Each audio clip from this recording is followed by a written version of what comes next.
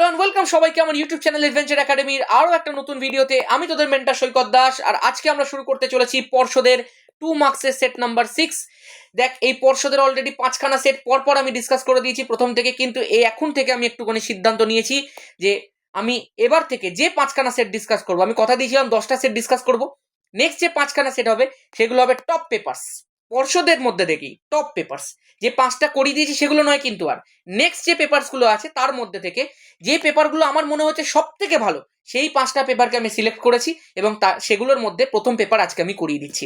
Page নাম্বারটা খেয়াল করি 266। প্রশ্নগুলো খুব ভালো লেগেছে, অঙ্কের পরিমাণ ভালো আছে, সেই কারণেই আমি করাচ্ছি। কিছু নতুন ইনফরমেশন দেওয়ার জায়গা আছে, লাইক বেকেলাইট ফেকেলাইট আছে, সেই কারণে আমি করিয়ে দিচ্ছি পেপারগুলো। খেয়াল রাখিস, আমাদের অলরেডি 36 নম্বরের প্রিপারেশন সিরিজের 12 বা 13খানা ভিডিও হয়ে গেছে, যার মধ্যে 4খানা আই থিঙ্ক এবিটিএ পর্ষদের সেট মিলিয়ে আছে, এবিটিএ আর টার্গেটের সেট মিলিয়ে আছে, এবং আমি মোট পর্ষদের 12খানা সেট ডিসকাস করেছি। ঠিক আছে, তো ভিডিওগুলো প্রত্যেকে আমার প্লেলিস্টে পেয়ে যাচ্ছিস, সবাই এখন থেকে দেখে নিস। খেয়াল রাখিস, আমরা কিন্তু রিসেন্টলি ধাতুবিদ্যার একটা ওয়ান শট রিভিশন করেছি, যে ওটা যদি তুই একবার দেখে নিতে পারিস তা ধাতুবিদ্যা রিলেটেড কোনো সমস্যা তোর আর থাকবে না। আমি সবসময় বলি 3 প্রজন্মকে ধাতুবিদ্যা তুই নিজে পড়িয়ে দিতে পারবি যদি ওটা দেখে নিস তুই। আচ্ছা, ওটার মধ্যে মারাত্মক মারাত্মক সব কনসেপ্টগুলোকে ছোট ছোট করে ভালো ভালো করে ডিসকাস করে দিয়েছি। এবার একটা কথা শুনে রাখ, আমাদের নেক্সট টার্গেট কিন্তু হচ্ছে আলোর অঙ্ক, আলোর আমাদের সব প্রমাণ, চলতরিতের অঙ্ক, এবং তার সাথে সাথে পর্যায় সারণী। তার বাইরে যদি সময় বাঁচে আরো অনেক কিছু দেওয়া যাবে, কিন্তু সেটা সময়ের ওপর নির্ভর করবে। যদি আমার ভিডিওগুলো ভালো লেগে থাকে তাহলে ভিডিওটাকে অবশ্যই লাইক করিস, শেয়ার করিস বন্ধুদের সাথে, এবং চ্যানেলটাকে সাবস্ক্রাইব করিস। খেয়াল রাখিস, আমি এগুলো কিন্তু কোনো টাকা পয়সা পাওয়ার জন্য বা কোনো কিছুর জন্য বলছি না। আমার ইউটিউব থেকে টাকা পাওয়ার জন্য মানে আমি আসিনি, সত্যি কথা বলতে আমি তোদেরকে হেল্প করতে এসেছি। এই জন্যই বলছি যাতে বেশি সংখ্যক ছেলেমেয়ে এই ভিডিওগুলোর মাধ্যমে উপকৃত হয়। আমি আশা করবো তোরা ব্যাপারটা বুঝবি, ভালো করে পড়াশোনা করিস লাস্ট কয়েকটা দিনে। বেস্ট অফ লাক, পুরো ভিডিওটা দেখ। চলো প্রথম প্রশ্ন দেখা যাক। বলেছে বায়োফুয়েল বলতে কি বোঝো, উদাহরণ দাও। দেখ ভালো করে আমার কথাটা শোন, আমাদের জীবদেহ গঠনের একটা মূল উপাদান কি বলতো? কার্বন। তাহলে জীবদেহর মধ্যে যে সমস্ত কার্বন আছে এবং কার্বন ঘটিত যৌগগুলো আছে, সেইগুলোকে যদি ভৌত রাসায়নিক প্রক্রিয়ার মাধ্যমে কিছু জ্বালানিতে কনভার্ট করা যায়, তখন সেই ধরনের জ্বালানিগুলোকে বলা হয় বায়োফুয়েল। তাহলে তোমাকে যদি বলা হয় এর মানে উদাহরণটা দিতে বা এর সংজ্ঞাটা লিখতে, আগে সংজ্ঞাটা একটুখানি বলি। এই ধরনের লিখবে, আমি লিখে দিচ্ছি না, বলে দিচ্ছি, কথাটা লিখে নিস। লিখবি জীবদেহে উপস্থিত কার্বন ঘটিত যৌগ থেকে ভৌত রাসায়নিক প্রক্রিয়াতে প্রস্তুত জ্বালানি হচ্ছে বায়োফুয়েল। ঠিক আছে, এবার উদাহরণ যদি তোমাকে দিতে বলে তাহলে উদাহরণগুলো একটুখানি লিখে না। হতে পারে দেখো বায়োডিজেল, হতে পারে বায়ো ইথানল, আবার হতে পারে বায়ো ইথার। দেখ, বর্তমান সময়ের রেসপেক্টে কিন্তু এই বায়োফুয়েলের ব্যবহার আস্তে আস্তে আস্তে আস্তে বাড়তে থাকবে। এখন বিষয়টা হচ্ছে, একটা যদি তোকে খুব রিসেন্ট এক্সাম্পল দিই যে বায়োফুয়েল অ্যাকচুয়ালি করেটা কি। তোরা জানিস এখন আমরা গাড়ি চালানোর জন্য পেট্রোল বা গ্যাসোলিন ইউজ করে থাকি, কিন্তু দেখা গেছে এই যে পেট্রোল বা গ্যাসোলিন আছে এগুলোর মাধ্যমে গাড়ি চালালে পরিবেশে প্রচুর দূষণ হচ্ছে। সেই কারণে এখন কি করা হয়, পেট্রোলের সাথে কখনো কখনো 10% ইথানল মিশিয়ে দেওয়া হয়। তোরা প্রত্যেকে আমাকে কমেন্ট সেকশনে জানা এই মিক্সচারটার নাম কি, সব করিয়ে দেওয়া আছে অলরেডি। এই যে পেট্রোলের সাথে 10% ইথানলের যে মিক্সচার, এইটাকে যখন জ্বালানির রূপে ব্যবহার করা হচ্ছে তখন দেখছি যে গাড়ি দিব্যি চালানো যাচ্ছে, কিন্তু পরিবেশের অতটা দূষণ হচ্ছে না। বায়োফুয়েলের পাশাপাশি আরো কয়েকটা প্রশ্ন কিন্তু পরীক্ষাতে খুব আসে, যেমন একটা হচ্ছে বায়োমাস। বায়োমাস জিনিসটাও আসছে। দেখি, বায়ো কথাটা কিন্তু অ্যাকচুয়ালি জৈব পদার্থ বা জীবদেহ থেকে এসছে, এবং এই মাস যে কথাটা আছে এটা কিন্তু হচ্ছে ভর। সেই জন্যই বায়োমাসকে দেখবি বাংলাতে বলা হয়ে থাকে এরকম ভাবে, জীব ভর। এই যে বায়োমাস কথাটা, এটাকে তুই যদি একটুখানি সহজ করে ভাবিস, তাহলে ভাবতো আমাদের যে উদ্ভিদগুলো আছে সেই উদ্ভিদগুলো, ধর এটা একটা উদ্ভিদ আছে, এই উদ্ভিদটা ধর মরে গেছে, মরে গিয়ে কি করবে, মাটির মধ্যে শুয়ে আছে। এই মাটির মধ্যে উদ্ভিদটা পচতে থাকবে। তো তাহলে উদ্ভিদের পচনশীল দেহ বা মৃত অংশ, এবং ধর প্রাণীরা, ধর আমার গরুটা রাস্তার মধ্যে যাচ্ছে, তা রাস্তার মধ্যে যেতে যেতে তো শুধু যাবে না, সাথে সাথে গোবর ত্যাগ করতে করতে যাবে। ওই যে গোবরগুলো মানে উদ্ভিদের মৃত অংশ বা প্রাণীর বজ্র পদার্থ, এইগুলোকে কিন্তু বায়োমাস বা জীবভর বলা হয়ে থাকে। এই বায়োমাস বা জীবভরকেও কিন্তু জ্বালানি রূপে ব্যবহার করা হয়ে থাকে, খেয়াল রাখিস। আচ্ছা, আরেকটা কথা বলি, এখান থেকে আরো একটা জিনিস মাঝে মধ্যে পরীক্ষাতে দিয়ে থাকে, সেটা হচ্ছে বায়োগ্যাস। এই সব কটা বায়ো কিন্তু পরীক্ষার জন্য খুব ইম্পর্টেন্ট, ভালো করে শোন। বলছে যে বায়োমাস যেটা আছে সেই বায়োমাসটাকে যদি তুই জলের উপস্থিতিতে, আমি একটু লিখে দিই, বায়োমাসকে জলের উপস্থিতিতে, একদম যেরকম ভাবে লিখে দেবো ওরকম ভাবে লিখে আসবে পরীক্ষায়, জলের উপস্থিতিতে কিন্তু বায়ুর অনুপস্থিতিতে, এগুলো বোঝার কিছু নেই, সিম্পল মুখস্থ করতে হবে। অনুপস্থিতিতে অবায়ুজীবী, আই থিঙ্ক হ্যাঁ দীর্ঘই তো হয়, অবায়ুজীবী বা মেথানোজেনিক ব্যাকটেরিয়া দ্বারা,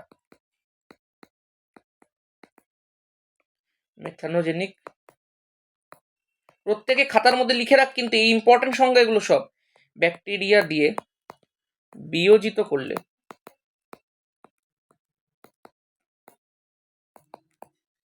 যে গ্যাসীয় মিশ্রণ উৎপন্ন হয় তাকেই বলা হয় কিন্তু বায়োগ্যাস। তাহলে আমি বলতে পারি মোটামুটি একটাই ডেফিনেশন থেকে তোদেরকে বায়োফুয়েল, বায়োমাস এবং বায়োগ্যাসের কিছু কিছু ব্যাপার শিখিয়ে দিতে পারলাম। তোমাকে যদি বলা হয় এখন যে এই বায়োগ্যাসের একটা এক্সাম্পল কি দেবে, তুই যদি বায়োমাসের এক্সাম্পল গোবর দিস তাহলে বায়োগ্যাসের এক্সাম্পল কি দিবি? গোবর গ্যাস দিবি। আমি আশা করব বিষয়টা এবার ক্লিয়ার আছে একদম। এইবার একটুখানি মন দিয়ে আমার কথাটা ভালো করে শোনো। হ্যাঁ, এই যে তুমি জিনিসগুলো পড়লে সেই জিনিসগুলোকে পরীক্ষাতে হুবহু রেপ্লিকেট করে আসবে। যদি তুমি এখান থেকে একটা জিনিসও মিস করো, মানে ধরো এই জলের উপস্থিতিতে কথাটা মিস করে দাও বা বায়ুর অনুপস্থিতিতে কথাটা মিস করে দাও, তাহলে কিন্তু তোমার নাম্বার এক এক করে কেটে নেবে। খুব সহজ কিন্তু এগুলো, কিন্তু খুব আবার নাম্বার কাটার দিক থেকে খুব উপযোগী। দেখো পরের প্রশ্ন, 2 ATM চাপে এবং 300 কেলভিন উষ্ণতায় 64 গ্রাম অক্সিজেন গ্যাসের আয়তন কত হবে? মন দিয়ে শোনো, অঙ্ক আছে একদম প্রথম 2 নম্বরের প্রশ্ন থেকে শিখিয়ে এসেছি তোদেরকে যে এই অঙ্ক যদি থাকে তাহলে সবসময় চেনার একটা উপায় থাকবে। দেখো 2 ATM চাপে দিয়ে দিয়েছে, এত উষ্ণতায় দিয়ে দিয়েছে, সব থেকে বড় জিনিসটা দিয়ে দিয়েছে ভর দিয়ে দিয়েছে। আমি সবসময় শিখিয়েছিলাম যদি কোনো অঙ্কের মধ্যে তোকে এরকম ভাবে ভর দিয়ে দেয় এবং তোকে বলে এই যে আয়তন, উষ্ণতা, চাপ, এই সমস্ত জিনিসগুলো যদি বলে দেয় তাহলে সবসময় খেয়াল রাখবে এটা পিভি ইকুয়াল টু এনআরটি ছাড়া আর কিচ্ছু হতে পারে না। ঠিক আছে, মন দিয়ে একটুখানি শোনে এবার কি করে অঙ্কটা করতে হয়। প্রচুর শিখিয়েছি এই সমস্ত অঙ্ক, আমি আশা করবো এখন তোর এক্সপার্ট হয়ে গেছিস। দেখ পি এর ভ্যালু কত দিয়ে দিয়েছে? 2 ATM দিয়ে দিয়েছে। আচ্ছা, ভি এর ভ্যালু কত দিয়ে দিয়েছে? চেয়েছে। আচ্ছা, এন এর ভ্যালুটা দিয়ে দেয়নি। খেয়াল রাখিস যখন এন এর ভ্যালু না দিয়ে এরকম ভর দিয়ে দেয় তখন আমরা কি করি, এখন সবাই জানিস আশা করবো, ডাব্লিউ বাই এম আর টি করে নিই। এখন বিষয়টা হচ্ছে যদি আমি পি এর ভ্যালুটা এটিএম এ বসাই তাহলে আমাকে আর এর ভ্যালু নির্ঘাত লিটার এটিএম এ বসাতে হবে। এরও কারণ কিন্তু আমি অলরেডি আমার 2 মার্কসের ভিডিওগুলোতে বহুবার করে শেখাচ্ছি যে এককগুলো কাটার একটা বিষয় থাকে, যারা দেখিসনি ইমিডিয়েট দেখে নে ভাই। এবার একটুখানি মন দিয়ে দেখ পরেরটা যেটা লিখছি, টি দিয়ে দিয়েছে কত? 300 কেলভিন। আচ্ছা, ডাব্লিউ দিয়ে দিয়েছে কত বল? 64 গ্রাম। অক্সিজেন দিয়ে দিয়েছে, তো অক্সিজেনের আণবিক ভর এম কত বলে দিয়েছে বল? 32, মানে বলে দেয়নি, ওটা তোকে জানতে হবে, 32 গ্রাম পার মোল। এবার একটুখানি মন দিয়ে দেখ, বসাচ্ছি এগুলোকে। 2 ATM, আমি জানি একক, আমি তোরা প্রত্যেকে জানিস আমি একক সমেত বসাই, ইকুয়াল টু ডাব্লিউ কত? 64 গ্রাম। এবং মনে রাখবি তোদেরকেও 11 থেকে একক সমেতই বসাতে হবে। এখানে 32 গ্রাম, আর এই যে মোলটা আছে যেটা পার মোল আছে ওটা মোলটা ওপরে উঠে গেল, ঠিক আছে, ইন্টু আর এর ভ্যালু যেটা আছে সেটাকে কি লেখা যায় বল? 0.082 litre atm mole inverse kelvin inverse হয়েছে, ইন্টু টি এর ভ্যালু কত বল? 300 কেলভিন। আমি আশা করবো এই পর্যন্ত সবাই বুঝতে পেরেছিস। এখন বিষয়টা হচ্ছে দেখ, এই পাশের এটিএম আর এই পাশের এটিএম কেটে গেল একদম, গ্রাম গ্রাম কেটে গেল, মোল ইনভার্সের সাথে মোল কেটে গেল, কেলভিন ইনভার্সের সাথে কেলভিন কেটে গেল। খেয়াল করে দেখ ভি এর এককটা কিন্তু আমি আনিনি, নিজে থেকে এলো, লিটার চলে এসছে, তাই না? আর দেখ সব একক কেটে গেছে। তাহলে খেয়াল করে দেখতে পাবি ভি এর ভ্যালুটা যেটা হবে সেটা যদি তুই এই সব কটাকে গুণ করে দিস আর ভাগ করে দিস তাহলেই চলে আসবে। আমি তোকে বলে দিচ্ছি, তোরা একটু করে দেখিস, মানে ভ্যালুটা আসবে 24.6 লিটার। ঠিক আছে, চলো নেক্সট প্রশ্ন দেখা যাক কি বলে দিয়েছে। একটা প্রমাণ করতে দিয়েছে, খুব ভালো একটা প্রশ্ন। বলেছে আদর্শ গ্যাসের ক্ষেত্রে দেখাও যে গ্যাসের ঘনত্ব D equal to PM by RT. খুব মন দিয়ে শুনবি আমার কথা।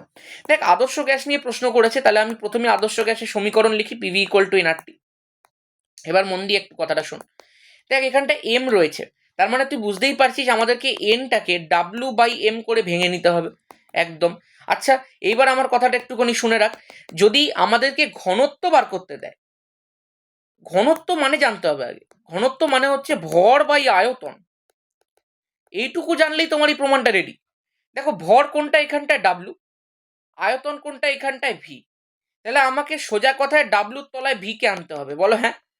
ডাব্লুর তলায় ভি কে আনা মানে ভিটাকে এরকম ভাবে নিচে এনেছি সমান চিহ্নের এদিক করে, তাহলে এমটাকে একই রকম ভাবে ওপরে তুলে দাও, পি এর পাশে পাঠিয়ে দাও, তাহলে পি ইন্টু এম হয়ে যাবে। এই যে 8টি আছে সেটা এখানে গুণ অবস্থায় আছে, সমান চিহ্নের ওদিকে গেলে ভাগ অবস্থায় চলে যাবে। তাহলে এই দেখতে পাচ্ছিস তো W/V কেই আমরা কি বলে থাকি, ঘনত্ব বা ডি বলে থাকি, ইকুয়াল টু কি হয়ে গেল বল, PM/RT। আমি আশা করব প্রমাণটা সকলে বুঝতে পেরেছে যে কি করে ঘনত্বের প্রমাণটা আনা যায়। এখান থেকে আবার দুখানা প্রশ্ন দেয়, কি কি প্রশ্ন দেয় একটুখানি দেখে নে। এমনি প্রশ্ন দেবে, প্রথম প্রশ্নটা এভাবে লিখে দিচ্ছি, যদি M, R ও টিটা ধ্রুবক থাকে তাহলে ডি এর সাথে পি এর সম্পর্ক দেখাও। দেখো তুমি দেখতে পাচ্ছ যদি এম, আর আর টি ধ্রুবক থাকে তাহলে ডি আর পি পরস্পরের সাথে সমানুপাতিক হবে, তাহলে ডি প্রপোর্শনাল টু পি। আশা করব ক্লিয়ার। আবার একটা প্রশ্ন দেবে, যদি এম, আর এবং পি ধ্রুবক থাকে তাহলে বলবে তুমি ডি এর সাথে টি এর সম্পর্ক দেখাও, তাহলে ডি প্রপোর্শনাল টু কি হয়ে যাবে বল, 1/t। আমি আশা করব বিষয় দুটো সবাই বুঝতে পেরেছিস। দেখ ডি ওপরে আছে আর টি নিচে আছে, তাহলে স্বাভাবিক 1/t হবে। এবং এই দুটো প্রশ্নের বাইরে কিন্তু এখান থেকে খুব একটা কিছু দেয় না, এটা এমসিকিউতে দিতে পারে, খেয়াল রাখিস। পরেরটা দেখ, পরের প্রশ্নটা কি বলে দিয়েছে, বলেছে একটা সরল ক্যামেরার মধ্যে গঠিত প্রতিবিম্বের দুটি বৈশিষ্ট্য উল্লেখ করো। মারাত্মক গুরুত্বপূর্ণ একটা প্রশ্ন, কিন্তু পরীক্ষাতে খুব ভালো করে কিন্তু করতে হবে এই প্রশ্ন। খেয়াল রাখিস, তোকে কিন্তু এই প্রশ্নটাতে এটাও বলতে পারে যে পুরো উত্তর লেন্সের যে কার্যনীতি আছে, আসলে ক্যামেরার মধ্যে যে লেন্সটা ব্যবহার করা হয় সরল ক্যামেরায় উত্তর লেন্সের, সেটা কিন্তু তোকে ছবিও দিয়ে দিতে পারে, মানে বলতে পারে যে রেখাচিত্র অঙ্কন করো। তাই জন্য খেয়াল রাখিস বিষয়টা। আমি তোকে পুরো বিষয়টা লিখে দিচ্ছি। প্রথমে প্রতিবিম্বের বৈশিষ্ট্যগুলো লিখে দিই। 1 নম্বর বৈশিষ্ট্য, প্রতিবিম্বটা অবশ্যই সৎ হবে, সদের সাথে সাথে অবশীর্ষ হবে। 2 নম্বর যদি তোকে বলি তাহলে বস্তুর তুলনায় ছোট হবে। এখন বিষয়টা হচ্ছে এই বৈশিষ্ট্যগুলো তুই একটা উত্তর লেন্সের কোথায় পেতে পারিস, তুই শোন। তোকে বস্তু রাখতে হবে, তোরা প্রত্যেকে ছবি আঁকতে পারিস আমি জানি, তাহলে তোকে বস্তু রাখতে হবে 2f এর বাইরে, মানে সোজা কথায় অসীম আর 2f এর মাঝে, তাই না? আর তাহলে বস্তুটার প্রতিবিম্ব কোথায় হবে, প্রত্যেকে কমেন্ট করে জানাতে পারিস একটুখানি এই মুহূর্তে, যারা যারা মানে জানিস। আর যারা যারা জানিস না তাদের উদ্দেশ্যে বলে রাখি, যেটা প্রতিবিম্ব হয় যদি 2f এর বাইরে বস্তু রাখা হয় তাহলে f ও 2f এর মাঝে হয়। এটাই হচ্ছে ক্যামেরার যে লেন্স থাকে উত্তর লেন্স, তার কার্যনীতি, আর কিচ্ছু না। তোরা ছবি আমি আশা করবো এঁকে দিতে পারবি। ক্লিয়ার আছে? চলো এবার একটা কথা শোনো, ভালো করে শোন, যে পরের যে অঙ্কটা দিয়েছে সেই অঙ্কটা কিন্তু বহুবার করানো আছে, আমি স্টিল একবার করিয়ে দিচ্ছি অঙ্কটা, কারণ আমার খেয়াল নেই আমি অঙ্কটা এখানে করিয়েছিলাম কিনা। একটা বলেছে মাধ্যমে আলোর বেগ 2 × 10⁸ মিটার পার সেকেন্ড, তাহলে ওই মাধ্যমের প্রতিসরাঙ্ক কত, মন দিয়ে শোনো। দেখ আমরা জানি প্রতিসরাঙ্ক ইকুয়াল টু হচ্ছে C/V। সি এর মান কত, সি এর মান দেখ তোরা প্রত্যেকে জানিস, শূন্য মাধ্যমে আলোর বেগ 3 × 10⁸ মিটার পার সেকেন্ড। আর তুই যে মাধ্যমের প্রতিসরাঙ্কটা বার করছিস সেই মাধ্যমে আলোর বেগ কত দিয়ে দিয়েছে, 2 × 10⁸ মিটার পার সেকেন্ড, তাহলে 2 × 10⁸ দিয়ে দিলাম, মিটার পার সেকেন্ড দিয়ে দিলাম। দেখ মিটার পার সেকেন্ড উড়ে গেল, 10⁻10⁸ উড়ে গেল, 3/2 মানে হচ্ছে 1.5। আমি আশা করবো বুঝে গেছিস প্রতিসরাঙ্ক দুটো সমজাতীয় রাশির অনুপাত বলে এর কোনো কিন্তু একক থাকবে না। নেক্সট প্রশ্ন দেখা যাক কি বলে দিয়েছে। একটা অঙ্ক দিয়েছে চলতড়িৎ থেকে, বলেছে 220 ভোল্ট 60 ওয়াট এবং 110 ভোল্ট 60 ওয়াট, প্রচুর দেয় এই সমস্ত অঙ্কগুলো। বলেছে বাতি দুটির রোধের অনুপাত নির্ণয় করো। তোরা প্রত্যেকেই জানিস যে এই যে রোধের অনুপাত যদি ক্ষমতার মাধ্যমে দিয়ে দেয় তাহলে তার তিনখানা ফর্মুলা থাকে, P = VI, আরেকটা থাকে P = V²/R, আরেকটা ক্ষমতার আর তড়িৎ প্রবাহ মাত্রা বলে দিচ্ছি, P = I² × R। এই তিনখানা ফর্মুলার বাইরে দেখবি তোকে ক্ষমতা দিয়ে কোনো অঙ্ক দেবে না, ঠিক আছে?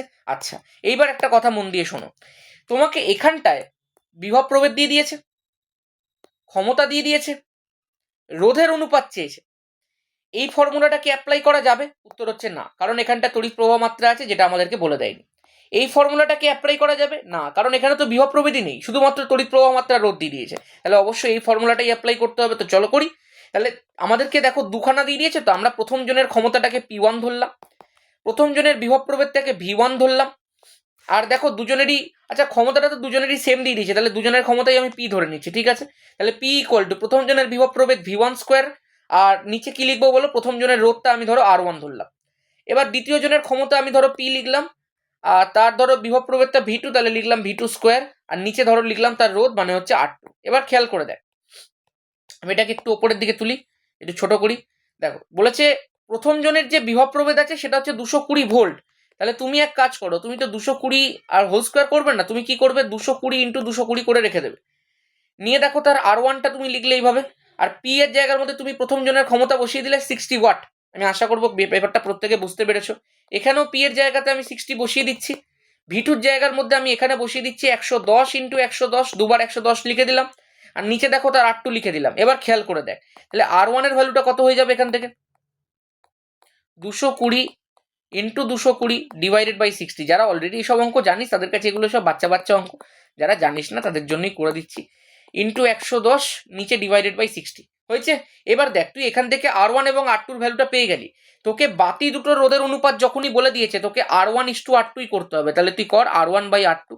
খেয়াল করে দেখ R1/R2 করলে কি কি হচ্ছে, তো ওপরে লিখছিস 220 ইন্টু 220 ডিভাইডেড বাই 60, নিচে লিখছিস 110 ইন্টু 110 ডিভাইডেড বাই 60। খেয়াল করে দেখ 60 তো প্রথমেই কেটে যাচ্ছে, তাহলে পড়ে কি থাকছে 220 ইন্টু 220, নিচে পড়ে থাকছে 110 ইন্টু 110। এইটা হচ্ছে এই সমস্ত অঙ্ক করার সবচেয়ে সহজ টেকনিক।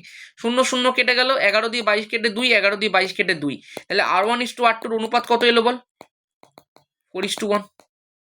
আশা করবো ক্লিয়ার আছে প্রত্যেকের। চলো নেক্সট প্রশ্ন দেখা যাক। একটা ভালো প্রশ্ন বলেছে, চিনি বা গ্লুকোজ সমযোজী হওয়া সত্ত্বেও কেন জলের মধ্যে দ্রবীভূত হয়। এই প্রশ্নটা আমি আশা করবো সবার মাথার মধ্যেই কখনো না কখনো এসেছে, যে আমরা তো জেনে এসেছি যে কেবলমাত্র তড়িৎযোজী যৌগগুলোই জলের মধ্যে দ্রবীভূত হয়, তাহলে এই চিনি বা গ্লুকোজ এগুলো সমযোজী, তা সত্ত্বেও কেন জলের মধ্যে দ্রবীভূত হচ্ছে। আচ্ছা এমনি আরো একটা প্রশ্ন আছে যে চিনি বা গ্লুকোজ তো সমযোজী, কিন্তু তাও এগুলো কেন কঠিন হয়। ঠিক আছে, এই প্রশ্নগুলো যেহেতু এরকমের প্রচুর প্রশ্ন আছে এবং কয়েকজন আমাকে যেহেতু পাঠাচ্ছিস, আমি ভাবছি যদি সময় হয়, সময় যেহেতু খুব কম আছে, যদি সময় হয় আইনীয় সমযোজী বন্ধনের একটা থিওরি পার্ট, জাস্ট থিওরি, আমি কিন্তু প্রচুর ডায়াগ্রাম শিখিয়ে দিয়েছি, তার ডায়াগ্রাম আর করাবো না, ডায়াগ্রাম প্রচুর শিখিয়ে দিয়েছি, শুধুমাত্র থিওরি পার্টের জন্য একটা 10-15-20 মিনিট কি 25 মিনিটের একটা ভিডিও আসতে পারে, সেটা দেখা যাক যদি সময় হয়। আমি প্রথমে আমার টার্গেটটা হচ্ছে আলো চলতরি তার পর্যায় সারণীটাকে দেওয়া, তারপরে বাকিগুলো ভাবা যাবে। H2S অনেকে বলেছিস, অনেকে এইটা বলেছিস, সেগুলো ভাবা যাবে পরে। অনেকে রাসায়নিক গণনা বলছিস আবার, মানে সব চ্যাপ্টার এইটুকু সময়ের মধ্যে তোদেরকে এত কিছু করে দিচ্ছি। এই MCQ বল, VSAQ বল, MCQ VSAQ তো অলরেডি আই থিঙ্ক 13খানা নাম কটা ভিডিও আপলোড হয়ে গেছে, যেখানে পর্ষদের মেবি সেট নাম্বার 12 পর্যন্ত কভার হয়ে গেছে, প্লাস এবিটিএ এবং পর্ষদ মিলিয়ে, এবিটিএ এবং টার্গেট মিলিয়ে 4টে সেট কভার হয়ে গেছে, মানে মোট 16খানা সেট কভার করে দিয়েছি শর্ট কোয়েশ্চেনের, যথেষ্ট ভাই ওগুলো। এবার এই পরের যে টার্গেট না, পর্ষদের যে আরো 2-3খানা ভিডিও আসবে সেগুলো দেখে নিলেও হয়ে যাবে। আমার শরীরটা খুব খারাপ আজকে, তবু আমাকে করতে হচ্ছে ভিডিওটা, কারণ হচ্ছে তোদের পরীক্ষা খুব সামনে। দেখো বলেছে চিনি বা গ্লুকোজ সমযোজী, তা সত্ত্বেও এটা জলের মধ্যে দ্রবীভূত হয় কেন, তার জন্য দেখ আমি দুখানা ডায়াগ্রাম দেখিয়েছি এখানে। এই যে প্রথম ডায়াগ্রামটা দেখতে পাচ্ছি, সেই ডায়াগ্রামটা হচ্ছে সুক্রোজের ডায়াগ্রাম, সুক্রোজ মানে হচ্ছে চিনি। আর যে সেকেন্ড ডায়াগ্রামটা দেখছিস এইটা হচ্ছে গ্লুকোজের ডায়াগ্রাম। মন দিয়ে একটুখানি কথাটা শোন, এই যে জল আছে, তুই যদি জলকে একটুখানি, সেই HCl এর প্রশ্নটাতে আমি দেখবি বলেছিলাম, তুই যদি জলকে একটুখানি খেয়াল করিস তো দেখতে পাবি জলের মধ্যে অক্সিজেন সেন্টারটা একটা ডেল নেগেটিভ চার্জ নিয়ে আছে, হাইড্রোজেন সেন্টারটা একটা ডেল পজিটিভ চার্জ নিয়ে আছে। তার মানে দেখানোর মতলব এটাই যে এটার মধ্যে একটা পোলারিটি অ্যারাইজ করেছে, একটা ধ্রুবীয়তা অ্যারাইজ করেছে, এই জিনিসটাকে ধ্রুবীয়তা বলা হয়। দেখ আমরা সমযোজী বন্ধনের মধ্যে সরাসরি চার্জ দেখাতে পারি না, ওই জন্য যেহেতু অক্সিজেন বেশি তড়িৎ ঋণাত্মক, ও এই যে বন্ধন আছে, বন্ধনের মধ্যে থাকা দুটো ইলেকট্রনকে নিজের দিকে একটুখানি টেনে রাখে, সেই জন্য এরকম একটা চিহ্নের মাধ্যমে, কি চিহ্ন দেখালাম বল, এটা 11 উঠে শিখবি, এগুলোকে ধ্রুবীয়তা চিহ্ন বা পোলারিটি চিহ্ন বলা হয়। এগুলোর মাধ্যমে এটা দেখানো হয় যে অক্সিজেনের দিকে ইলেকট্রন পেয়ারটা বা বন্ড পেয়ারটা একটুখানি বেশি শিফট করে আছে, ওই জন্য ওর মাথার ওপরে ডেল নেগেটিভ, আর হাইড্রোজেনের দিক থেকে বন্ড ইলেকট্রনসগুলো সরে যাচ্ছে বলে ওর মাথার ওপর ডেল পজিটিভ চার্জ দেখানো হয়। খেয়াল করে দেখ তোর যে এই সমযোজী গ্লুকোজ আছে বা সুক্রোজ আছে, এদের মধ্যে এই ধরনের কতগুলো OH আছে, তাই না। এই OH-টাকে যদি তুই একটু বড় করে দেখিস তাহলে তুই দেখতে পাবি, ধর এটা বন্ডের মাধ্যমে ওটা কানেক্টেড আছে, ওর সাথে H-টা কানেক্টেড আছে। এই যে OH-এর মধ্যেও কিন্তু এই ধরনের একটা পোলারিটি অ্যারাইজ করে, এই ধরনের একটা ধ্রুবীয়তা অ্যারাইজ করে, যেখানে অক্সিজেনের মাথার ওপর ডেল নেগেটিভ আর হাইড্রোজেনের মাথার ওপর ডেল পজিটিভ চার্জ থাকে। এবার তুই ভাব জল আছে, জলের মধ্যে ধর তুই এটাকে দিয়েছিস, তাহলে জলের মধ্যে তুই কি জানিস, দুটো সেন্টার থাকে, একটা del negative centre, del positive centre. এই যে ডেল পজিটিভ সেন্টারটা আছে সুক্রোজের, হাইড্রোজেনের, সেটা জলের ডেল নেগেটিভ সেন্টার অক্সিজেনের সঙ্গে যুক্ত হয়, এবং এই যে ডেল নেগেটিভ সেন্টার আছে অক্সিজেনের, সেটা দেখ জলের ডেল পজিটিভ সেন্টার হাইড্রোজেনের সাথে যুক্ত হতে চায়, যার ফলে কি হবে, এই যে সুক্রোজ বা গ্লুকোজ আছে এদের মধ্যে এই পোলারিটি বা এই ধ্রুবীয়তা থাকার কারণে তারা জলের অণুর সাথে কিন্তু খুব সহজেই যুক্ত হতে পারে। সেই কারণেই গ্লুকোজ বা চিনি যেটা হয় সেটা সমযোজী হওয়া সত্ত্বেও জলের মধ্যে দ্রবীভূত হয়। আমি আশা করব কারণটা প্রত্যেকে বুঝতে পেরেছিস। ঠিক আছে, চল নেক্সট। আচ্ছা এইবার দেখো তোমাকে লুইস ডট গঠন আঁকতে বলেছে, সেটা সবাই পারবি আমি আশা করব। দেখা যাক নেক্সট প্রশ্নটা কি বলে দিয়েছে। বলে দিয়েছে সোডিয়াম ফ্লোরাইডের গঠন ব্যাখ্যা করো, অথবা তো একটা প্রশ্ন দিয়ে দিয়েছে যে অষ্টক সূত্রটি বিবৃত করো। দেখ তোরা প্রত্যেকেই সোডিয়াম ফ্লোরাইডের গঠন ব্যাখ্যা করতে পারবি আমি আশা করতে পারি, এগুলো একদম করানো সব জিনিসপত্র। কিন্তু অষ্টক সূত্রটা না অনেকে লিখতে পারিস না, এই জিনিসটা আমি দেখেছি খেয়াল করে। এই অষ্টক সূত্র বা দ্বৈত সূত্র ব্যাপারগুলো সবাই জানে, কিন্তু কেন লিখতে পারে না। একটুখানি মন দিয়ে শোন কি জিনিসটা, একটুখানি আগে বলি। তো সোডিয়াম ক্লোরাইডের কথা আমি বলছি, NaCl। তুই যদি কে এলিমেন্ট বিন্যাস করে দেখিস, একটুখানি খেয়াল কর, 2 8 1 হয়, 2 8 7 হয়। এবার তুই আমাকে একটা কথা বল, প্রত্যেকেই চায় তাদের শেষ কক্ষপথে 8টা ইলেকট্রন পূরণ করতে, তাই না? একদম। এও চাইছে তার শেষ কক্ষপথে 8টা ইলেকট্রন পূরণ করতে, আর এও চাইছে তার শেষ কক্ষপথে 8টা ইলেকট্রন পূরণ করতে। কিন্তু দেখা যাচ্ছে একে তার শেষ কক্ষপথ থেকে 8টা ইলেকট্রন যদি পূরণ করতে হয়, তাহলে এই একটা ইলেকট্রন তাকে ত্যাগ করে দিতে হবে। আবার বিষয়টা এ দেখতে পাচ্ছে আমার কাছে তো 7খানা ইলেকট্রন আছে, তার মানে আমি যদি একটা ইলেকট্রন নিয়ে নিতে পারি, তাহলে আমার শেষ কক্ষপথে 8টা ইলেকট্রন পূরণ হয়ে যাচ্ছে। সেই জন্য শেষ কক্ষপথে 8টা ইলেকট্রন পূরণ, অর্থাৎ নিকটতম নিষ্ক্রিয় মৌলের মতো সুস্থিত ইলেকট্রন বিন্যাস লাভের জন্য, দেখ সোডিয়ামের নিকটতম নিষ্ক্রিয় মৌল নিয়ন, যার ইলেকট্রন বিন্যাস 2 8। ক্লোরিনের নিকটতম নিষ্ক্রিয় মৌল আর্গন, যার ইলেকট্রন বিন্যাস 2 8 8। তাহলে এদের মতোই তো ইলেকট্রন বিন্যাস পেতে চাইছে এরা। তাহলে তার জন্য কি করছে, তাদের যে শেষ কক্ষপথ আছে, সর্ববহিস্থ কক্ষপথ আছে, সেখান থেকে হয় ইলেকট্রন বর্জন করছে, না হয় ইলেকট্রন গ্রহণ করছে। তার ফলস্বরূপ কি হচ্ছে, তাদের শেষ কক্ষপথে 8টা করে ইলেকট্রন পূরণ হয়ে যাচ্ছে। এই ঘটনাটাকেই বলা হয় অষ্টক সূত্র। আমি আশা করছি বোঝাতে পারলাম। এইবার শোন, দ্বৈত সূত্র ব্যাপারটা কি। যে সমস্ত মৌলগুলো হিলিয়ামের কাছাকাছি অবস্থান করে, যেমন আমি তোকে একটা এক্সাম্পল দিচ্ছি, খুব সুন্দর এক্সাম্পল, লিথিয়াম হাইড্রাইড। এই যে লিথিয়াম হাইড্রাইডের কথা যদি তোকে আমি বলি, ধর আমি কে এলিমেন্ট বিন্যাস এটারও করে দিচ্ছি। লিথিয়াম আছে, হাইড্রোজেন আছে। লিথিয়ামের জানিস তোরা 3, হাইড্রোজেনের 1, এটা তাহলে 2 1, এটা শুধুমাত্র 1। খেয়াল করে দেখ, এরা দুজনেই চাইছে তাদের শেষ কক্ষপথে হিলিয়ামের মতো ইলেকট্রন বিন্যাস পেতে। হিলিয়ামের ইলেকট্রন বিন্যাস কত? কে কক্ষপথে 2টো, এটাই তো ইলেকট্রন বিন্যাস। তাহলে এরা দুজনেই চাইছে কে কক্ষপথে 2টো ইলেকট্রন পূরণ করতে। ওই জন্য লিথিয়ামকে কি করতে হবে, ওই একটা ইলেকট্রন ত্যাগ করতে হবে, আর হাইড্রোজেনকে এই ত্যাগ করা ইলেকট্রনটা গ্রহণ করতে হবে। তাহলে হাইড্রোজেনেরও ইলেকট্রন বিন্যাসটা দেখ হিলিয়ামের মতো 2 হয়ে যাবে, আর লিথিয়ামও একটা ইলেকট্রন ত্যাগ করলে ওর ইলেকট্রন বিন্যাসটা হিলিয়ামের মতো 2 হয়ে যাবে। তাহলে এই হচ্ছে ব্যাপার। কখনো কখনো লাস্ট কক্ষপথে 8টা, আবার কখনো কখনো লাস্ট কক্ষপথে 2টো ইলেকট্রন ধারণ, অর্থাৎ ওই একটাই কথা, ছোট্ট কথা, লিখতেই হবে কথাটা, নিকটতম নিষ্ক্রিয় মৌলের মতো সুস্থিত ইলেকট্রন বিন্যাস লাভেরই এই ঘটনাটাকেই কখনো বলা হয় অষ্টক সূত্র, কখনো বলা হয় দ্বৈত সূত্র। আমি আশা করতে পারি বোঝাতে পেরেছি।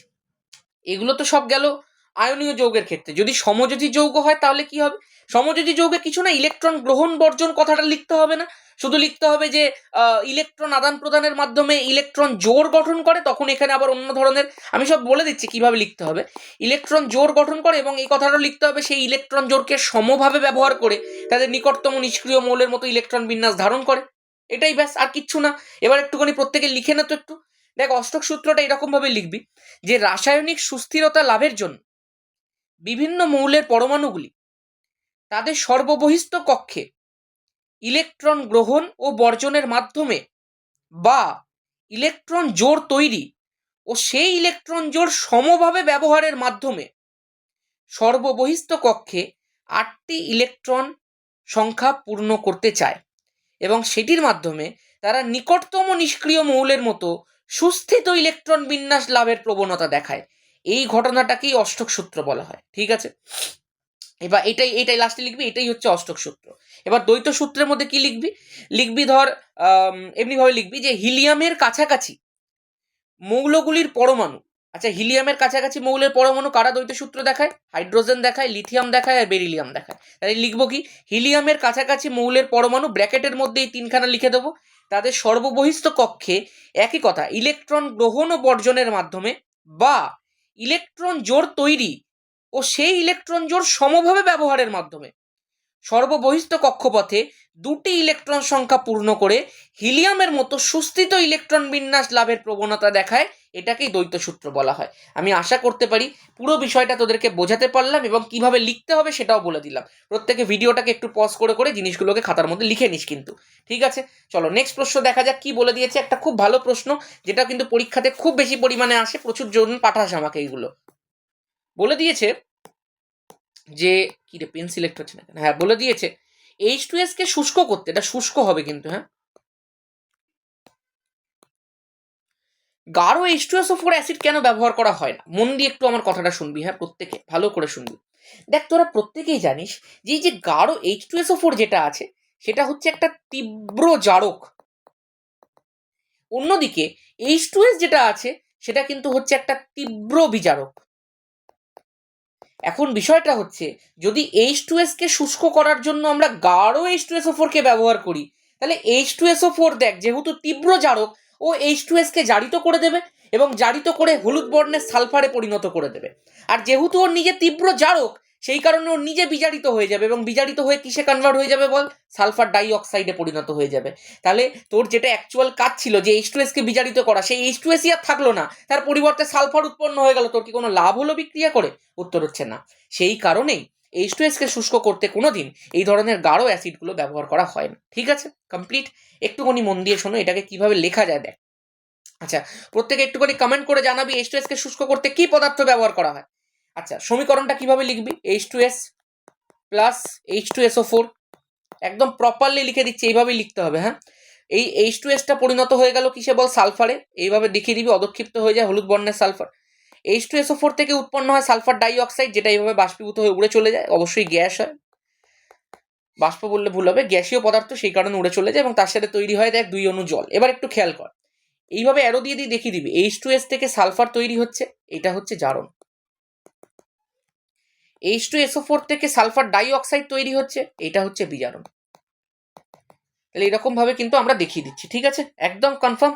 আচ্ছা, এখানটা আরেকটা জিনিস দেখিয়ে দিচ্ছি, এটা হচ্ছে ইয়েলো, হলুদ কালারের হয়, ঠিক আছে, একদম ডান। চলো নেক্সট প্রশ্ন দেখা যাক কি বলে দিয়েছে। বলেছে লোহার পাত্রে কপার সালফেটের দ্রবণ রাখা উচিত নয় কেন, ব্যাখ্যা করো।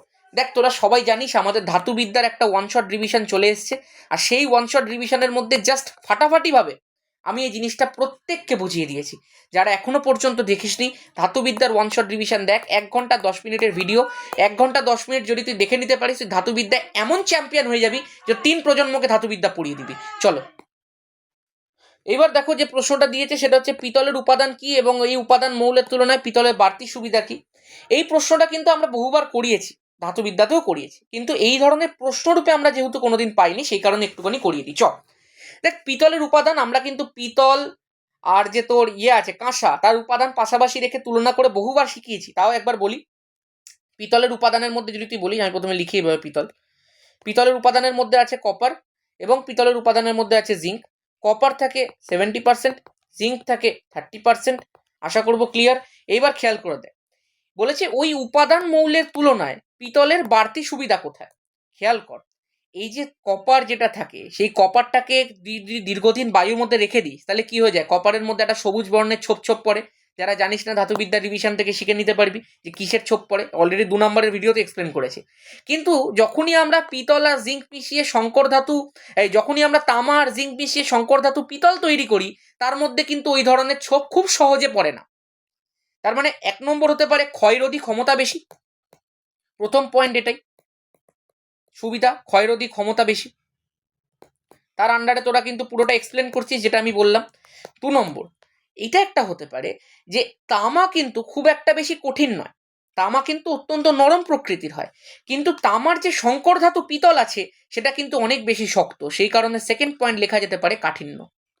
আমি আশা করতে পারি দুটো পয়েন্ট একদম ক্লিয়ার, ঠিক আছে। চলো নেক্সট প্রবলেম কি বলে দিয়েছে। বলেছে টেফলন এবং বেকেলাইটের একটা করে ব্যবহার লেখো। প্রচুর ছেলে মেয়ে এগুলো আমাকে পাঠাতিস, টেফলনটা পাঠাসনি, বেকেলাইটটা অনেকে আমাকে পাঠিয়েছিস এবং বলতিস বেকেলাইটটা করিয়ে দিতে। দেখ বেকেলাইটের একটা স্ট্রাকচার আমি এখানটা দিয়ে দিলাম, যারা পারবি এই স্ট্রাকচারটাকে করে নিস। এটাকে যদি তোকে একটুখানি খেয়াল করিস, তাহলে বেকেলাইটের যদি তোকে মোনোমার লিখতে বলে, এগুলো সব 12-এর জিনিস, একটুখানি বলি। এর মোনোমার হচ্ছে 1 নম্বর হচ্ছে ফেনল।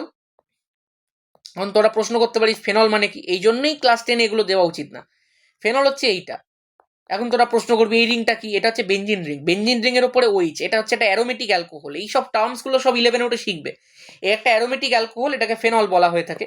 আর 2 নম্বর যে মোনোমার আছে, তোরা এরকম কিন্তু খুব কমই দেখেছিস যে 2খানা মোনোমার দিয়ে তৈরি, তো 2 নম্বর যে মোনোমার আছে সেটা হচ্ছে ফর্মালডিহাইড।